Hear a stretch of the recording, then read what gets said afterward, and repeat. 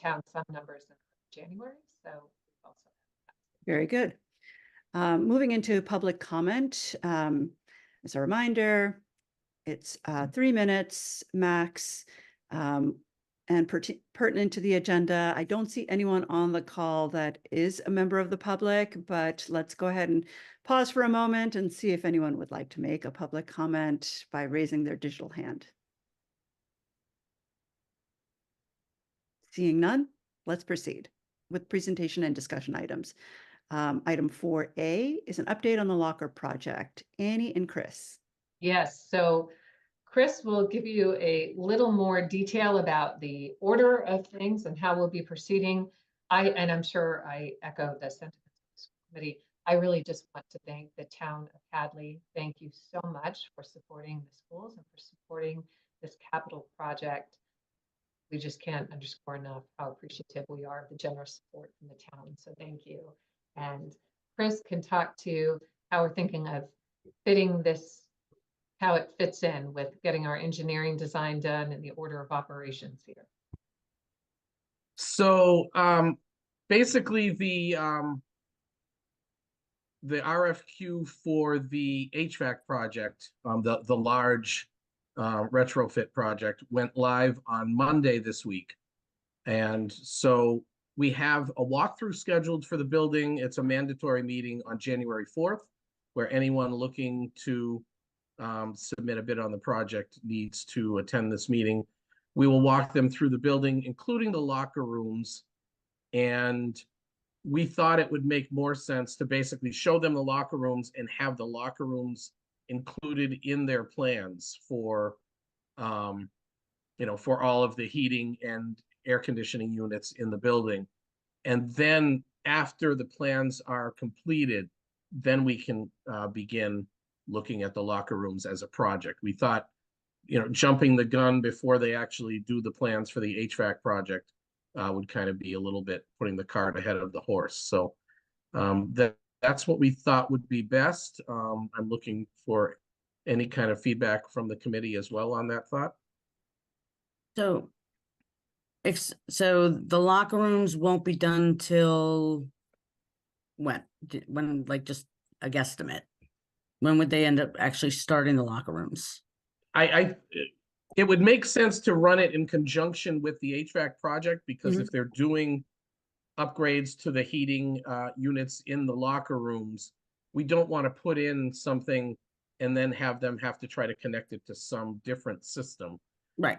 So, and again, this is something we could certainly discuss with the designers, but we just thought it would make more sense to kind of combine the two into one project. No, that makes sense. I'm just curious when, do we have any kind of time? My guess on a time frame would be, the opening is in January for the design work on the HVAC.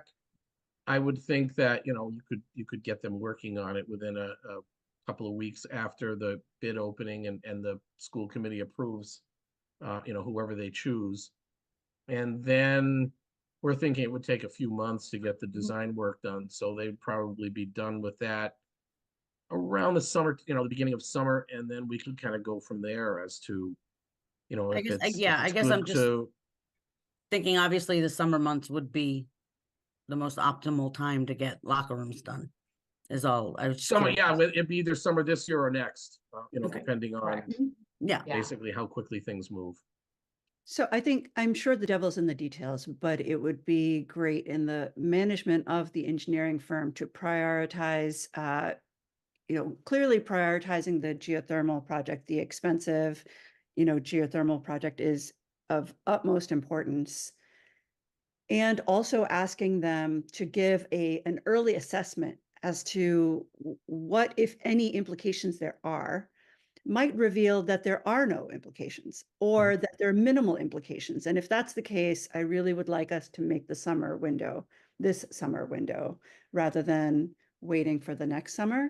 So I trust that you will be able to navigate that conversation well and not have to wait until we're looking at, where will the well go and where will the coils, be underground, and all the full scope of the geothermal project, and any kind of solar implications before we find out what happened, what how it relates to the lockers. Mhm.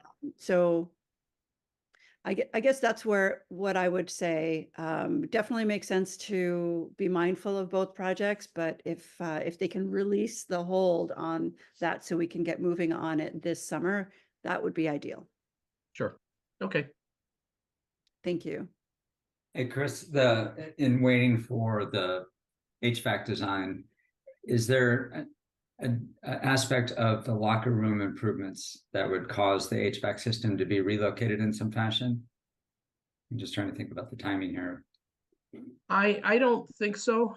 Really, I mean, it'll be a lot easier once I get to show the people the building and, the locker rooms and what we have in mind for them. They could say something like, oh, well, these units will go here regardless of what we do, and it doesn't matter. It's Yeah. just, unfortunately, it's kind of we're in limbo right now until we get that kind of word from the designers. So, Okay. but I don't foresee anything. It's just one of those things of, we don't want to go in and do something and then find out, oops, we probably should have waited, Yeah. Even if it's just a small bit of information, correct, Chris? So that, and every time we do these bid specifications and bid openings, Chris does a walkthrough with all of the bidders. And so we certainly would want to have the information from the engineering design. Maybe there is nothing, but if we're rather than doing a walkthrough with the bidders on a lot, going out to bid on that, doing a walkthrough and then finding it out from the design that, oh, whoops, they really would have liked to have known that. Right? Yeah. Um, Yeah, that makes sense. Also, just so that we are mindful that there's a whole host of other steps. Once the HVAC engineering design firm weighs in on what the HVAC implications are for the new locker rooms, we will then be perhaps engaging with a locker room design company, or we already have those locker room designs, or we will put out a bid for a general contractor based on the designs that we have. Can you give us a sense of just the locker room pathway? Sure. So we do have existing designs for the locker rooms. We did, I mean, they're fairly old. I mean, they were done, I think, in 2009. So they're not new, but we did have somebody look at them, about 3 or 4 years ago, just to determine if they were still up to code, because obviously codes change and, you'd hate to have plans that were out of code, and they were still determined to be up to code, which was good news. The thing we have to really take a look at is there were some design aspects that might not really be wanted at this point in time. And so what we have to do is we have to find out. What I thought I would do is sit down with the athletic director, with the gym teacher, and say, what do you need in a locker room?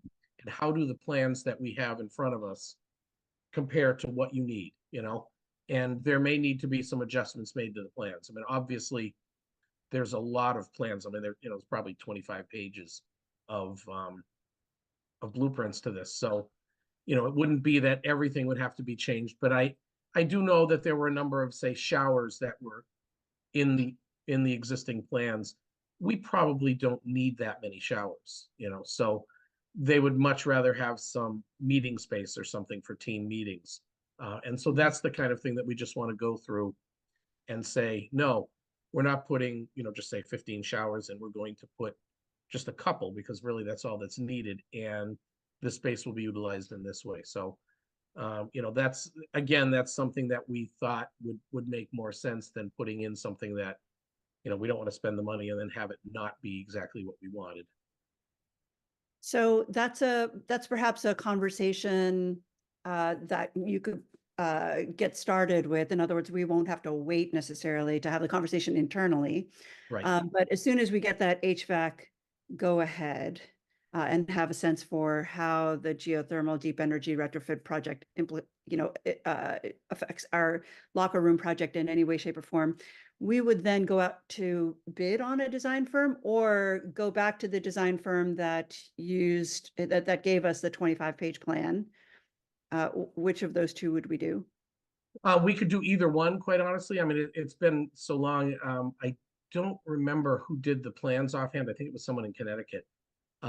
But we could either go to them. I mean, it's not like the same team would probably still be there where they could just say, "Oh, I remember that." You know, it's been a long time. But I think the best route to go would be, you know, depending on how much of a change is needed.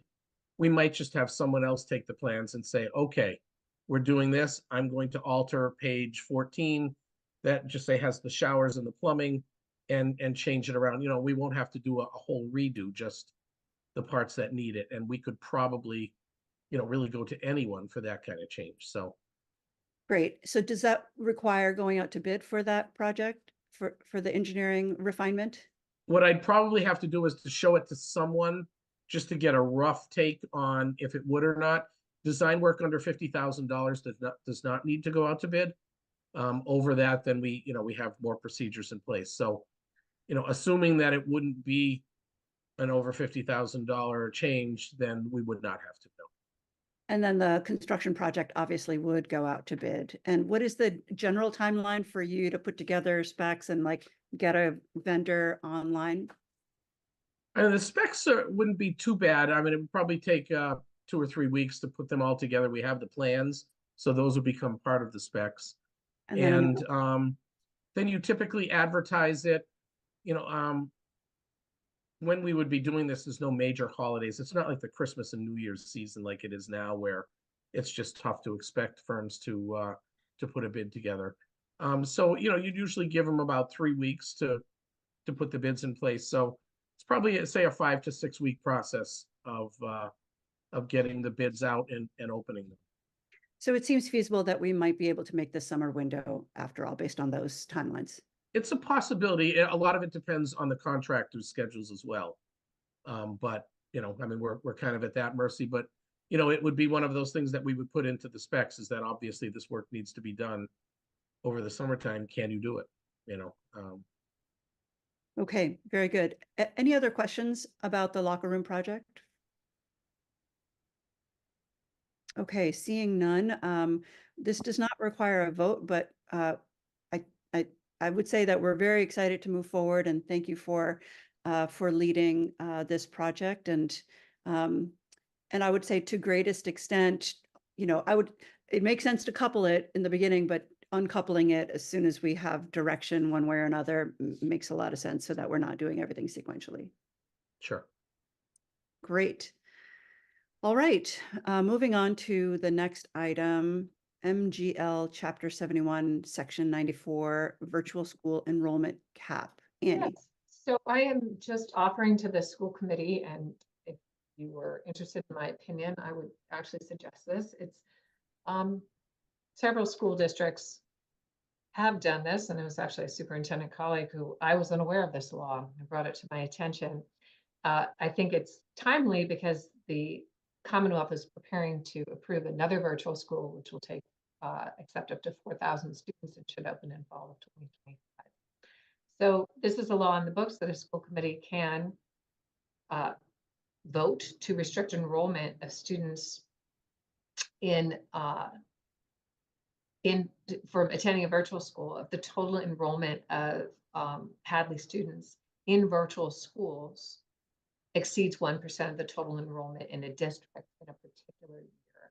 And just to give you a sense, so right now we're not even close to that. We have been, around the time I first started here, we had, I don't know, upwards of 8 or 9 students in a virtual school. So we pay the tuition when students go to a virtual school. In fiscal year 22, we had 5 students that represented, less than 1%. We had, again, 4 in FY23, almost 1%. And currently in fiscal year 24, we only have 1 student currently on the rosters that we can see a Hadley resident attending a virtual school. But this would be, if the school committee chose, then it would set a cap in a particular year that cannot exceed 1%. I have a quick question. Sure. So the students that are in the virtual the Commonwealth Virtual School, are they homeschooled? Are they, No. So it so works this just is like not, school choice. It's slightly more expensive than what we pay for school choice sending Okay. tuition. It's 8,000, I think, Chris, you can correct me. As Mhm. opposed to school choice sending for a brick and mortar public schools, 5,000. I think it's about 8. Yeah. And there are caps. Is that the correct amount, Chris, or am I wrong on that? I'd have to look it up. I'm not sure myself. Okay. It is more than school choice, I believe, but It was 7,500. It's Amount always I been don't know. more. It was 7,500. I think it just increased to 8 per student. And schools have a similar cap when there's a certain percentage of our budget that's going to charter schools. Then there's a cap on students from a particular area. The town no longer has to, the charters actually let families know that that town has reached its cap because of where they're at in the tuition, their tuition expenditures. But I wanted to present this as an option to the school committee and something that you can think about or something you can choose to take action on. So I wonder, given that it's going in the downward direction, I wonder why would we want to put a cap on it at this juncture? So I think my thinking was to have it in place prior to there being a move toward more folks going to virtual schools. But also we can track it again and see if we see an uptick or if we continue to see things flat or having no kids in charter schools. Most important part for me is that you're aware that this law exists and that you certainly have an option should you choose to exercise. Okay, and the law is that we can choose to place a cap, period. Correct. The cap is that you can restrict exactly as it reads. If enrollment of Hadley residents in the virtual schools exceeds 1% of the total enrollment in its district in a particular year, provided that no student enrolled shall be compelled to withdraw. So you can never bring someone, you can never say. So if you were over, you couldn't then take this vote and say, okay, 3 people are coming back. You can never do that. Right. And this is a new law that just went into effect? No, it isn't. I was just unaware of it. So I was made aware of it. I wanted to bring it to your attention. at this time, how many students do we have? Only 1 this year. Only one? What was the number? You said it was a bigger number the year before. Was that? Fiscal year 22, 5, fiscal year 23, 4 students, this Okay. year 1. Many years ago, again, right when I first started, it was as high as 8, I think at one point. At one point, we had very high tuitions into virtual schools, the graph and the budget. And when do we have to, like, is there a certain point during the school year where we have to make this decision? You can vote this whenever you want, Okay. anytime you want. So there's no window of, if we don't do it tonight, we can't do it. Virtual schools, what grades? Virtual school is K through 12. So Mhm. right now it's called TECA. I forget what the acronym is for. And then what used to be the Greenfield Virtual School is now the Commonwealth Virtual School. And the one that I believe is coming online fall of 2025 will be called Felix something. New Felix or Felix. Mhm. So if a student opts to go to one of these schools, we're obliged to pay for it? Yes, just like school choice. Yeah. And if we're capped out, Just then like they could this. still go to the school, but the district wouldn't be responsible, or they wouldn't be allowed to go. So that's a good question. I think that they would not be allowed to go. I don't think parents can directly pay since this is school choice. I don't believe that parents can directly. So at So I present, can we- clarify that. I can double check that, but off the top of my head, I'm thinking, no, you can't tuition in as a private citizen, as a parent. You can't say, I'll pay the $5,000 to this other district and go here.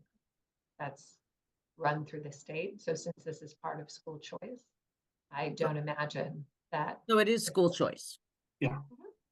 Okay, Right, so and- essentially it's just the same. and at this juncture, we have no limits on school choice. Mhm. We don't tell students that there's a limit on oh, sorry, we've exceeded and therefore you cannot leave our district. There's also Correct. no limit on Smith Voc, or perhaps if there is in a discipline, then they can go to a different Voc. Correct. So there's no limit on any other options that Hadley families have. And this could represent a limit.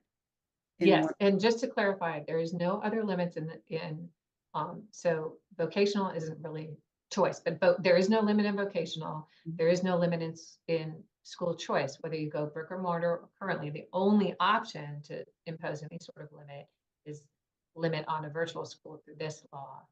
Charters, as I had said, charter schools, the state will cap from a particular community when that community has reached a threshold as a percentage of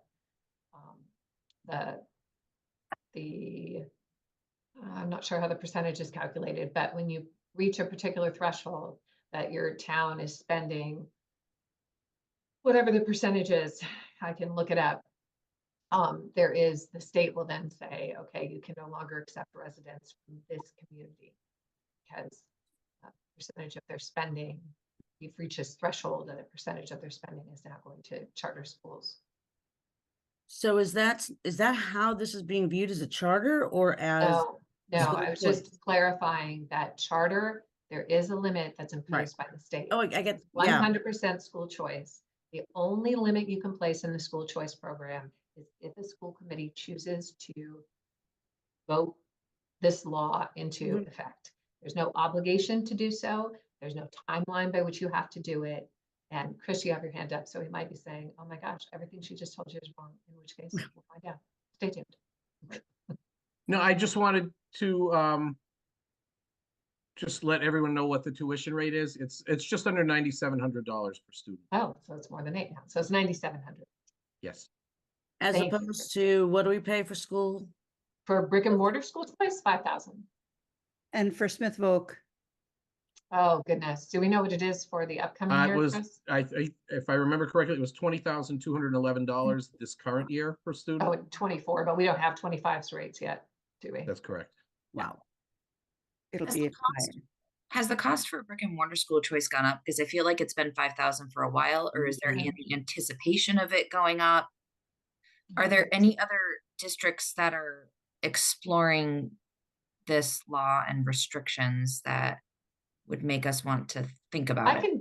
I can do a survey of, I know that some do have this in effect, and I can certainly survey my colleagues in MASs and ask which have applied this. I'm happy to bring that data back. I have to say, in general, I'm in favor of our students having choice. Mhm. And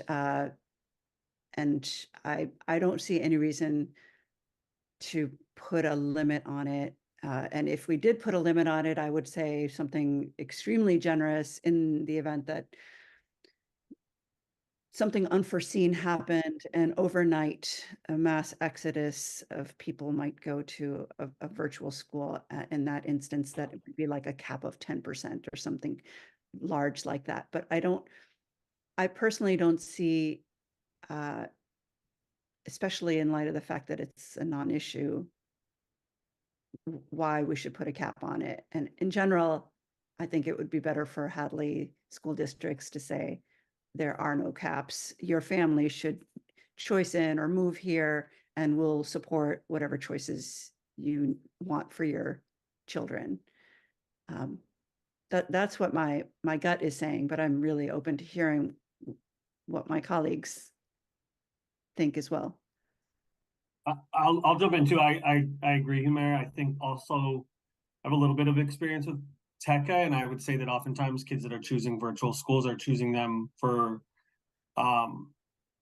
sometimes mental health reasons, for anxiety of going into schools, whatever issues it may be. And so I don't think it's a, hey, this is just like a school where I don't have to go to school thing. It's oftentimes for kids who or for families that feel like this is the best opportunity for them to continue to receive the education that they're getting, but in a setting that allows them to continue to move forward. Thank you, Ethan. I have a question. Because Ethan just kind of made me think of this. So, I mean, I've, to be honest, I've never heard of it before, right? And so, how many parents are generally aware of this, or is this something that is kind of small, where maybe if you're working closely with a school, or if the school's working closely with a parent, it's explored kind of as an option available to them, similar to if somebody chooses something in special education to, opt into a different district due to whatever circumstances they might be. I mean, you know, I tend to agree with Ethan and Humira about keeping choice open unless there's some like foreseen instance where we're gonna have like 15 kids that choose to go remote, and now, we're paying a lot of money where it now makes it unaffordable for some reason, or makes it a hardship for within our district. But if there's not, and we've generally never had a problem with it, or other districts are, not really having an uptick in trends for it, I don't know that it's necessary either to put the cap on, at least yet, or maybe think about it more, learn a little bit more. Christine. So, I mean, obviously, I'm always for kids having, choice in their education. But you're saying that, so this school, the Commonwealth Virtual, they have a limited amount of spaces to begin with, correct? Yeah, they've expanded a great deal though. They've expanded, their enrollment has gone through the roof. So their capacity is continually expanding. Okay. All right. I agree as well that, in terms of what's best for the student is usually the better option. Paul, any thoughts? All right, so based on what I'm hearing, I suggest we table this until such time that we see a compelling need to place a cap on it. But for now, that our group is inclined not to have a cap on virtual school. Perfect. Thank you. Thank you, Annie, for bringing up. No worries. Thank you. All right, onward to C and your superintendent report. Yes, so just a few things, 4 things. 6 o'clock. Apologies. No worries. So I did inform families and community members about the event that we had on the 19th. And so we did have a student elopement, but I just want to recognize the outstanding response of our Hadley Elementary principal, faculty, and staff, and the Hadley Police Department. Their response was immediate, was calm, thorough, everybody, all hands on deck, and the matter was resolved quickly and calmly, and everybody was safe. And it really, even the police department, I cannot underscore enough the exceptional response of the Hadley Elementary faculty, staff, and Principal Dowd. They really, really did a fine, fine job. And the police department said the same. But it was really great to see how seamlessly our response and crisis protocols worked in a situation that it feels really scary at the time. So they did an excellent job, and I wanted to recognize them. I also wanted to update the entire community and the school committee. If you recall, you approved us kind of co-hosting at the time. It was going to be Smith Academy, some students from Spain. That trip did not materialize. However, it looks like that 37 students, so Hopkins Academy, Smith Academy, and I believe one other Western Massachusetts high school will host 37 students and 3 teachers from France in a school just north of Paris. That should happen at the beginning of May. We're very excited about that. And families will be provided with more, we will give families more information about if people are interested in hosting a student, they can do that. So more information to come.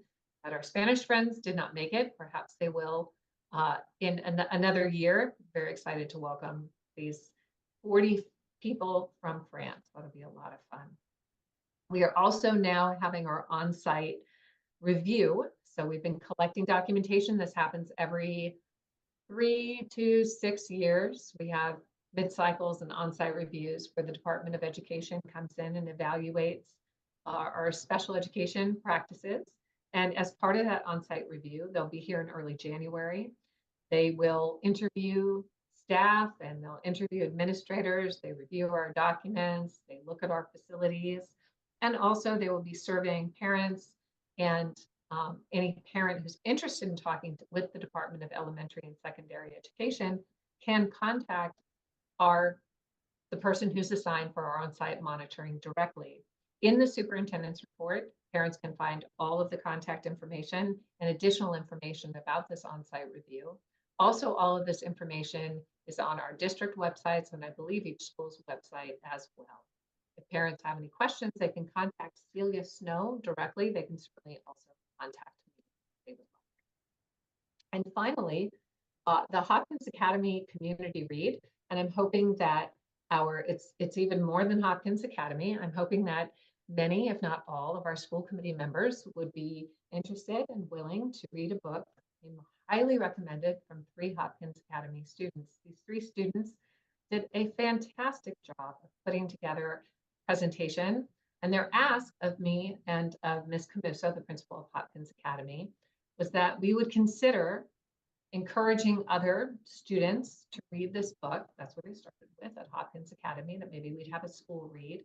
The reason that they loved the book, the 3 students these 3 students selected it, their teacher gave them some options, and one of our English as a second language class gave them options about books that they might like to read or add to the school library. They selected this as something to read in class. And one of the students said, essentially, like, I saw myself. Somebody told my story. And they just loved it. So they asked us, Ms. Camuso and I, if we could encourage more students to read it. And we said, well, we'll do that and then some. So I believe we have the majority, if not all, of the faculty at Hadley Elementary School will participate in this. We have students, we have all kinds of competitions with various competitions of ways that students can win, like prizes for reading. The students at Hopkins Academy and our staff and faculty at Hopkins Academy here at Central Office. Humira has been gracious enough to offer to the students that Hadley Learns can also take this on as a book to read, and that the students could co-facilitate a book discussion with the folks at Hadley Learns. I did speak with one of the students in the hallway today, and I would say that he's honored and rather proud of that opportunity to be coming. So they're very excited about this book. If the school committee would like to read it and can't find it at the library, or would just like a copy, we are happy to provide copies to any school committee member who would like to read it. And certainly I'd be happy to invite the students to come to the school committee meeting and talk with us about it as well. This is fantastic. Did I miss the title of the book? Oh, sorry, it's called Home of the Brave by Okay, thank you. Catherine Applegate. Sorry, it's on the bottom. There's a little picture in the corner of On the second page of the superintendent's report. Okay. There you go. I'm excited to read it. Annie, if there's a copy for school committee members, I'd love to get one. Thank you. And it would be absolutely wonderful to make space on a future agenda to host any of the students to tell us a bit about what it's meant to them. Perhaps after the community read winds up, and they can reflect on the book and the community reading it alongside them. Any other questions or comments for the superintendent on the superintendent's report? No, but I love your idea, Humira, about having the opportunity for the community to read it and then bringing it back to another meeting. It kind of is a nice way to tie in some of the things that we talked about this summer and what's important to us. So I would love for that if they're willing. And I also would love to borrow a copy if I could. Great. I actually have this book. Wonderful. Okay. Yeah, I do have this book. Excellent. Great. All right. Thank Very you. good. All And right. I have to, just to close the loop, I am looking forward to connecting with my Hadley Learns colleagues and proposing that we do this and that we invite the students to an event. So stay tuned on the details for that. All right. moving on to the next item of the agenda, we have the business manager report. Chris, are you there? I am here. There I am. Okay. So I have two reports for you tonight. The first is the expense report. I found it pretty interesting that as we pretty much approach the mid-year point, not the school year, but the calendar year, and we do have expenses all year, we're right about at the 50% mark for our expenses for the year. So that's a pretty good place to be. Obviously, things like salaries, we pay a large payroll at the end, but we have yet to do transfers of expenses to school choice, which we budgeted $920,000 to use, and a number of grants still. Some of the grants I would have made transfers to them already, but because they were approved so late, things like the 240 SPED grant, which is a big grant, just with the new grant system that DESE was dealing with, these grants got approved very late. You can't transfer expenses occurred before the grant was approved. So some of these expenses are kind of sitting in the general fund right now. And as we go through the year, also the encumbrances for future expenses are sitting in the general fund. So as we go through the year and I have enough expenses to transfer to the grant, I will do that as well. So again, we're looking really good with these. There are some items, if you look at items such as, I think a couple of the SPED tuition lines, they were at, I don't know, about 2,000% of the budget. And you might think, oh my God, there's a problem. But that's what we use the majority of that special ed 240 grant for, as well as we budgeted $100,000 in circuit breaker to be used. So again, more transfers will go to those and bring us right back in line. So some of the lines look alarming. The total line does not. And just, obviously there's some details behind the numbers, and that's what they are, that, they're sitting in the general fund right now, but will be moved out. So we are okay at this point in time. Excellent. Any questions for Chris? All right. And moving on to I believe it's the revolving accounts report.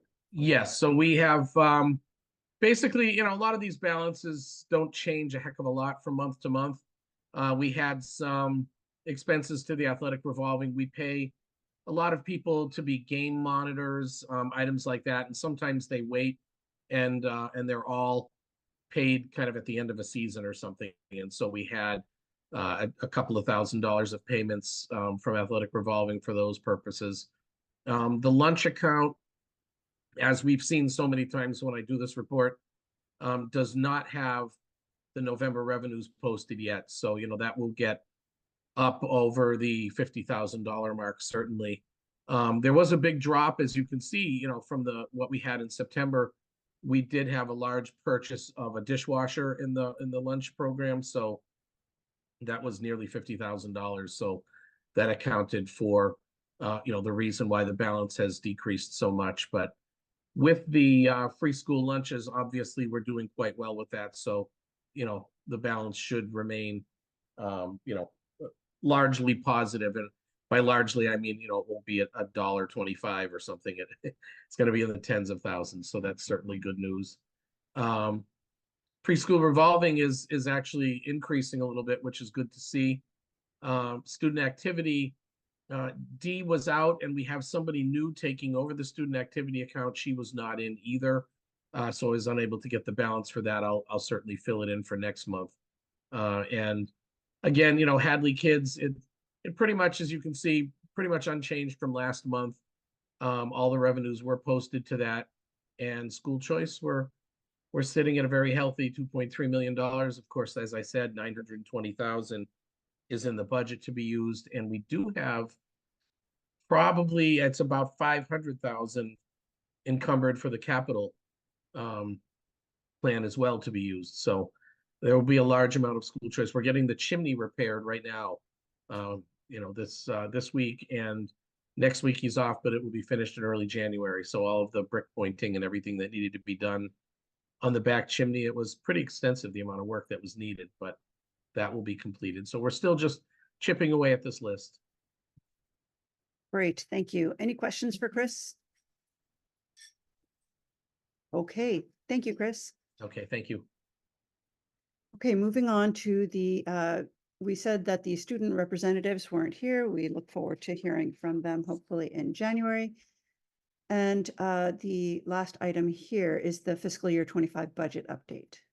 Annie? So actually, Chris will give you some broader percentages. You can start there and I can give some historical data. Great. Sure. So Ann and I have been working on the budget for the past couple of weeks just to get all of the employees up to date. You know, we have turnover of employees, and many employees have changed where they are in the pay scale positions. So all of that is up to date now. The first pass, and it's a very rough pass of the budget, put us at about a 3.5% increase over last year. So, you know, not terrible, not quite where we'd like to be either. But there are just a number of items that we're not quite sure about yet. Transportation, I am almost ready to go out to bid for that. I'm just waiting until after New Year's to go out to bid for the next 3 to 5 years of our transportation services. That's something that is really unknown at this point in time, because the contract we had was a 3-year contract with 2 one-year extensions.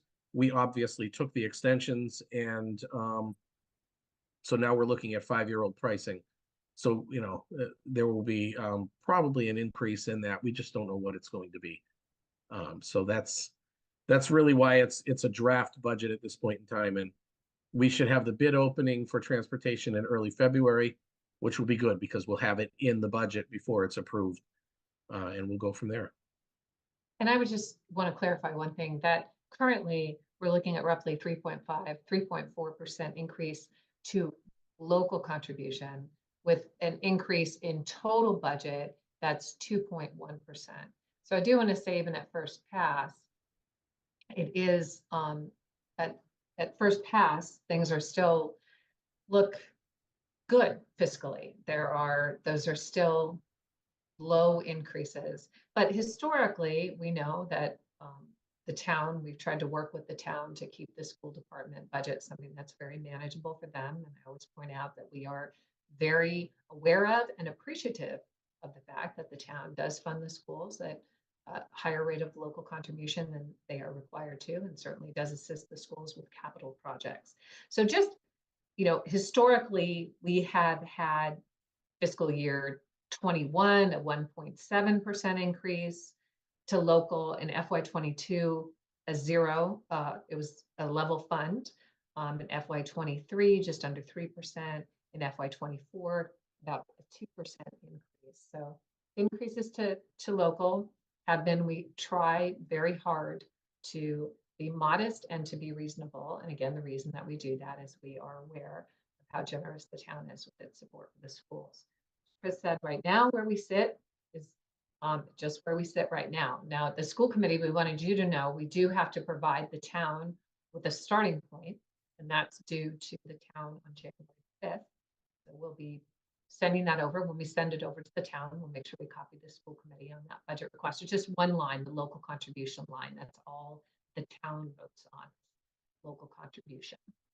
We'll start there. And Humira, as we heard at a recent finance meeting, that they'll be looking to get together at least once a month, I think is what they said. You can update the rest of the committee and when you talk about that finance meeting. But so this is just a starting. Great. Thank you, Chris and Annie, for giving us that high-level overview. Any questions for Chris or Annie on the fiscal year 25 budget?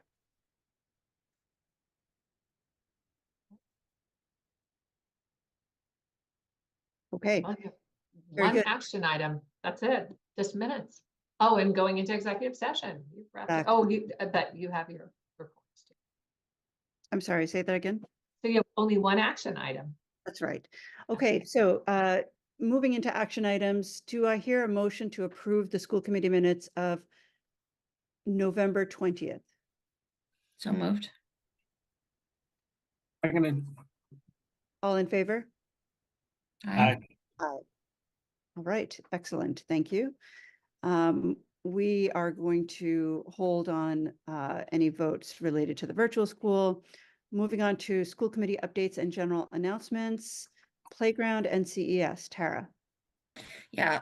Excuse me. So, CES, Annie, thank you for attaching the document that was sent out to you guys a little bit ago.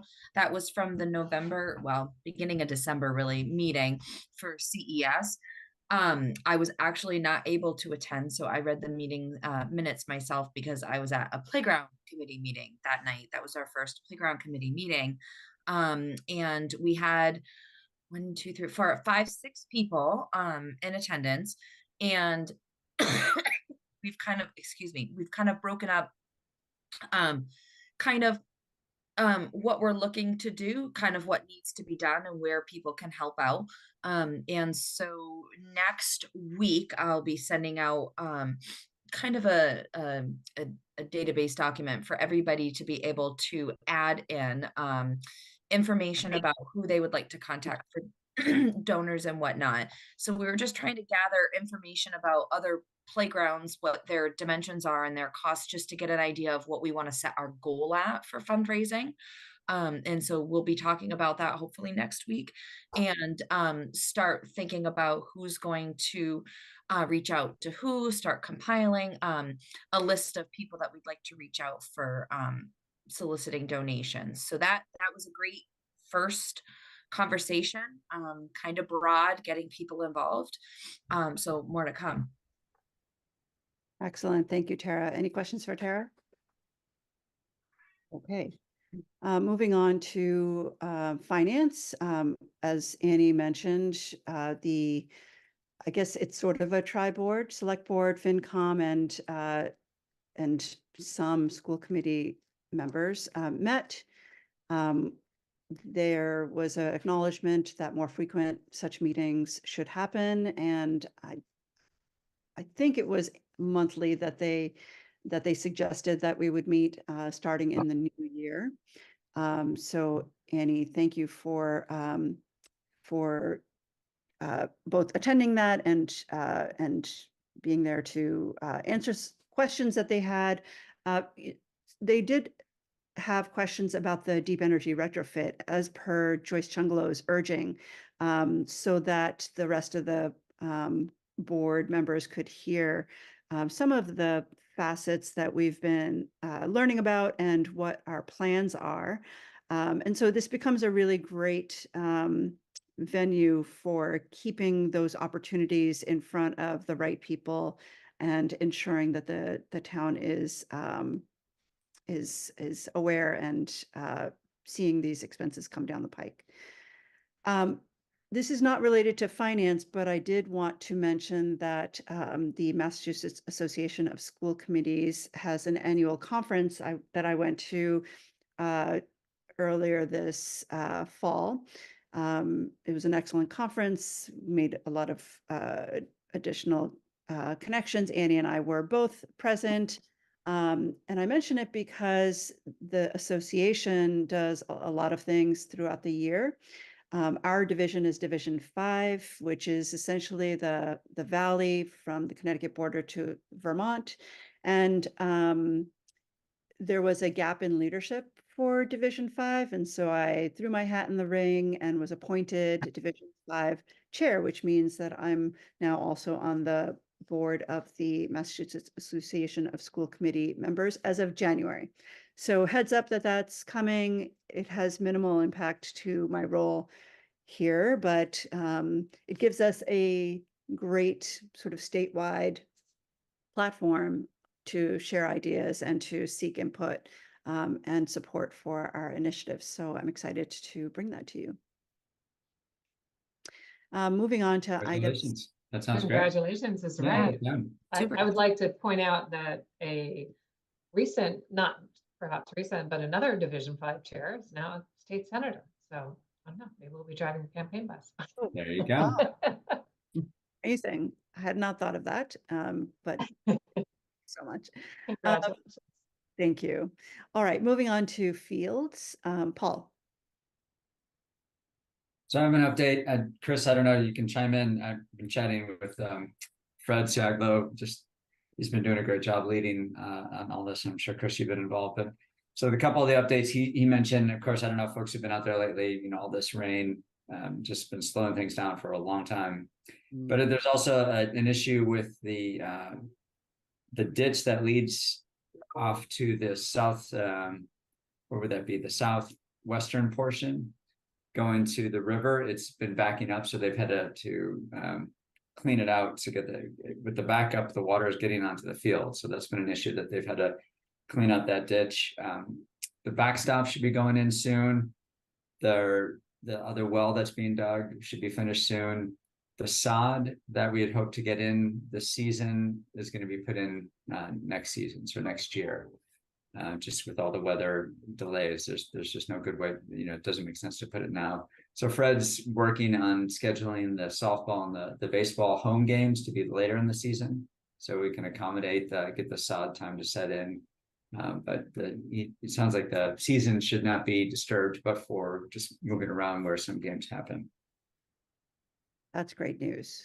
Yeah. And it Chris, just anything? reminded me of something that Humira and I think we also, Fred acknowledged the Young Men's Club, but there have been a lot of people who have been extremely helpful to the schools as we're doing these kind of moving fields here, there, and everywhere. So really do, as Athletic Director Siaglo has repeatedly in writing and publicly thanked them, but we also want to thank them, Park and Rec, all the people in town who've been so helpful, because this is a heavy lift and it takes an entire town to make it happen. So everyone's pitched in, and we definitely want to say thank you. Yeah, thank you, Annie, for that point. We really could not lead many of these important initiatives had it not been for the generous support and access to fields on the part of the Young Men's Club, as well as Hadley Park and Rec. So thank you, thank you, thank you. Paul, great update. Every time I drive by, there's some movement of things, and my children were just remarking about how quickly things seem to be evolving. So despite the rain and despite these aspects, we still continue to see progress, and that's really positive. Yeah, I'm looking forward to it being done. I'm sure everybody is. Yeah, thanks. All right. Moving on to item D, capital and negotiations. Christine. So, well, we'll be talking about obviously negotiations in a little bit. So there's not much I can comment on, I don't think. That's just, we met and Right. we met, and now we'll be going to Now we'll be executive going to- session in a bit to talk about it. Right. Right. And on the capital side, of course, thank you for your championing of the lockers, not only at town meeting, but also with town officials and just general sentiment. I will, point out that there were a lot of, not everything got passed. No. And so again, what Annie said, we're incredibly grateful to have the town Mhm. support on the lockers, and thank you for championing that as well. All right, moving on to item E, policy. Ethan. Nothing for you guys this month. We did just meet today to take a final look at the public participation policy that we've been working on, and that will be a first reading for you guys, I believe, next month. Excellent. Thank you. Look forward to it. All right.